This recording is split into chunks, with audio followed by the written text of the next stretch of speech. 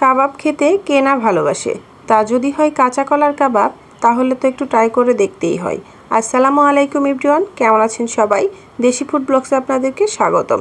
আজকে আমি আপনাদের সাথে শেয়ার করতে যাচ্ছি কাঁচা কলার কাটলেট বা কাবাব। এই রেসিপিটি আমি সম্পূর্ণ ঘরোয়া উপকরণ দিয়েই তৈরি করব আজকে। তো চলুন আর দেরি না করে মূল ভিডিওতে চলে যাই।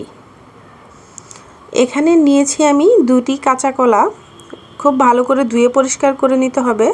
তারপরে একটি আলু নিয়েছি, আলুটাও আমি ধুয়ে নিয়েছি। এবার সিদ্ধ করব। সিদ্ধ করার জন্য পানিতে আমি কাঁচা কলা আর আলু অ্যাড করে দিচ্ছি।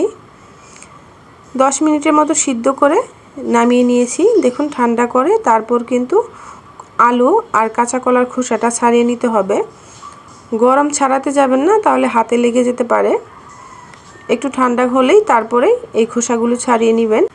একটা টিপস বলে দিচ্ছি, কাঁচা কলাগুলো সিদ্ধ করার সময় চেষ্টা করবেন আস্ত সিদ্ধ করার জন্য, তাহলে কিন্তু কাঁচা কলাতে থাকা আয়রন সম্পূর্ণ থেকে যাবে। আর যদি আপনি টুকরো টুকরো করে সিদ্ধ করেন তাহলে কিন্তু আয়রনগুলো বেরিয়ে যায়। এবার আমি কাঁচা কলা আর আলুগুলো একসাথে ম্যাশ করে নিব। আমি হাতের সাহায্যে একটু সময় নিয়ে আলু আর কাঁচা কলাগুলো ম্যাশ করে নিচ্ছি। আপনারা চাইলে কিন্তু অন্যভাবেও এই আলু আর কলাটা ম্যাশ করতে পারেন। আমি একটু হাত দিয়েই ম্যাশ করে নিব। খুব সহজভাবে আমি আজকে আপনাদের সাথে শেয়ার করব এই রেসিপিটি। দেখুন ম্যাশ করা কিন্তু প্রায় হয়ে গেছে। এবার যে উপকরণগুলো লাগবে আমি একে একে দেখিয়ে দিচ্ছি। প্রথমে আমি নিয়ে নিচ্ছি 2টো পেঁয়াজ দুটো ছুলিয়ে উপরের খোসা ছাড়িয়ে এরকম কিউব করে কেটে নিতে হবে।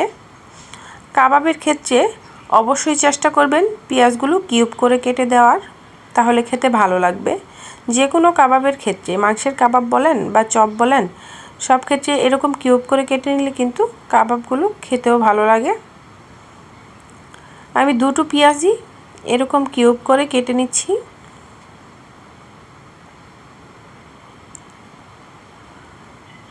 এখানে হাফ কাপ পরিমাণ পেঁয়াজ কুচি হবে, অ্যাড করে দিচ্ছি। এবার এখানে কিছুটা ধনিয়া পাতা নিয়েছি, ধুয়ে ভালো করে পরিষ্কার করে নিয়েছি। এবার কুচিয়ে নিব। এখানেও প্রায় হাফ কাপের মতো ধনিয়া পাতা কুচি হবে। পরিমাণটা সহ আমি বলে দিচ্ছি কতটুকু নিয়েছি। 2টো কলা আর একটি আলুর মধ্যে দিয়ে দিচ্ছি। আর 3টি কাঁচামরিচ অ্যাড করে দিচ্ছি। এগুলো কুচি করে দিব।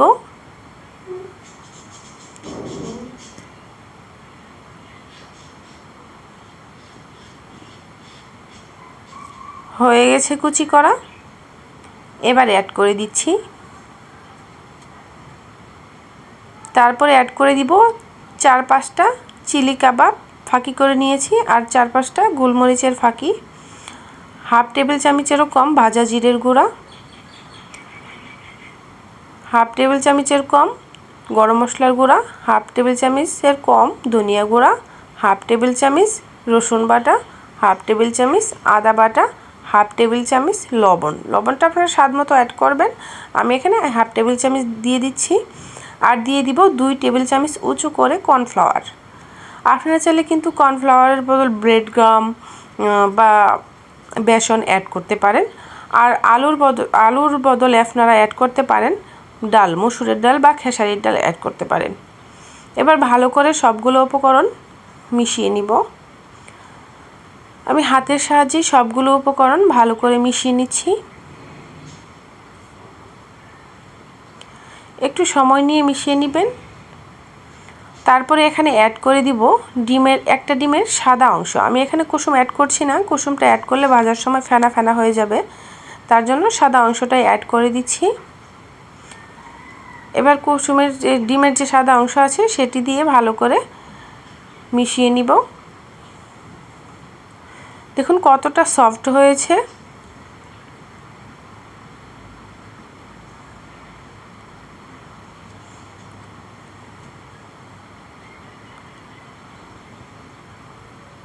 মাখানো হয়ে গেছে। এবার আমি কাবাবের শেপ দিয়ে নিব। কাবাবের শেপ দেওয়ার আগে হাতটা ধুয়ে হাতে একটু তেল মাখিয়ে নিব। তেলটা মাখিয়ে নিলে হাতে কিন্তু লেগে যাবে না, কাবাবের শেপটা দিতে ভালো হবে। এরকম গোল করে হাতের তালুর সাহায্যে এরকম গোল করে একটু চাপ দিয়ে চ্যাপটা করে, আর সাইজগুলো একটু সাইডগুলো সুন্দর করে ঘুরিয়ে নিব। সবগুলো কাবাবই আমি এরকম গোল গোল করে শেপ দিয়ে নিব। দেখুন আমি কয়েকটা দেখিয়ে দিচ্ছি।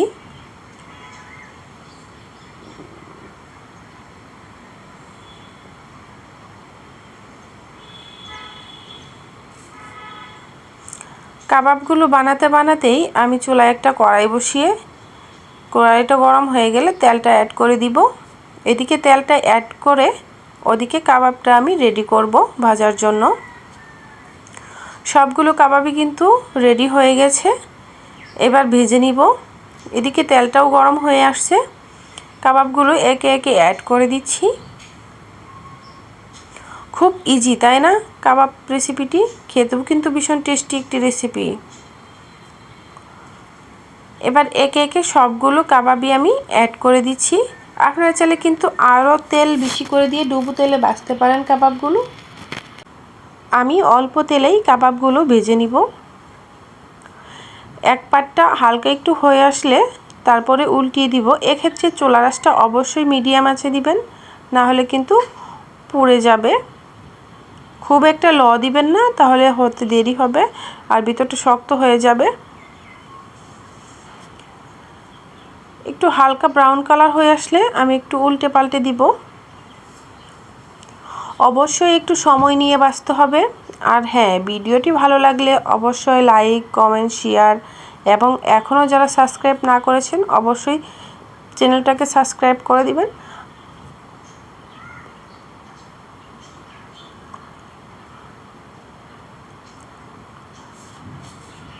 একটু সময় নিয়েই ভাজতে হবে। আমি আপনাদের দেখিয়ে দিচ্ছি কতটা সময় আমার ভাজতে লেগেছে। আমি এখানে 3 বারে কিন্তু ভাজাটা কমপ্লিট করে নিয়েছি। একটু হালকা হয়ে আসলেই আরেক পাট উল্টিয়ে দিব। 2 বারে উলটপালট করে ভেজে নেওয়ার চেয়ে কাবাবগুলো কিন্তু 4 বারে উলটপালট করে ভেজে নিলে বেশি সুন্দর হয় ভাজা, আবার খেতেও কিন্তু ভীষণ ভালো লাগে।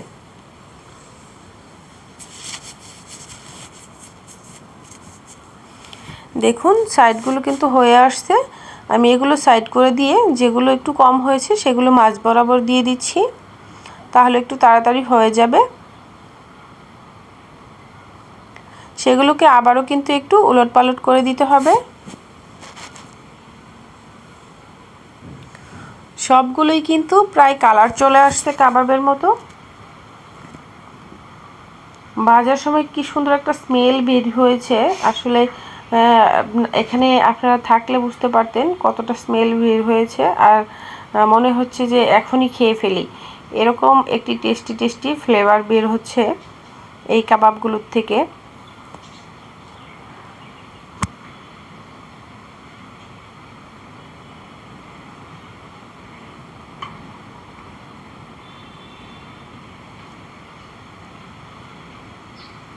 সবগুলো কাবাবই কিন্তু প্রায় ভাজা হয়ে আসছে।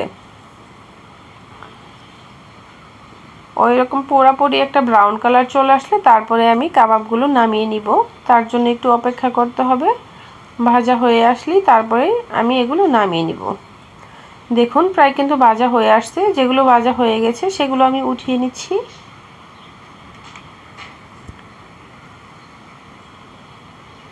এখানে উঠিয়ে নিচ্ছি। দেখুন কতটা সুন্দর লাগছে দেখতে, খেতেও কিন্তু ভীষণ টেস্টি একটি রেসিপি। অবশ্যই ট্রাই করবেন। আর কেমন হয়েছে আমাকে অবশ্যই কমেন্টসে জানাবেন। আমি একটা ভেঙে দেখিয়ে দিচ্ছি ভিতরটা কেমন হয়েছে। আমি কিন্তু গরম গরম অবস্থায় ভেঙে দেখিয়ে দিচ্ছি। দেখুন কতটা সুন্দর হয়েছে। এবার উপর একটু পেঁয়াজ কুচি ছিটিয়ে দিয়েই পরিবেশন করে নিব। ভিডিওটি ভালো লাগলে অবশ্যই লাইক, কমেন্ট, শেয়ার করে দিবেন। আবারও বলে দিচ্ছি সবাই ভালো থাকবেন, সুস্থ থাকবেন। আবারও কথা হবে নতুন কোনো রেসিপি নিয়ে। সেই পর্যন্ত সবাইকে ধন্যবাদ। আল্লাহ হাফেজ।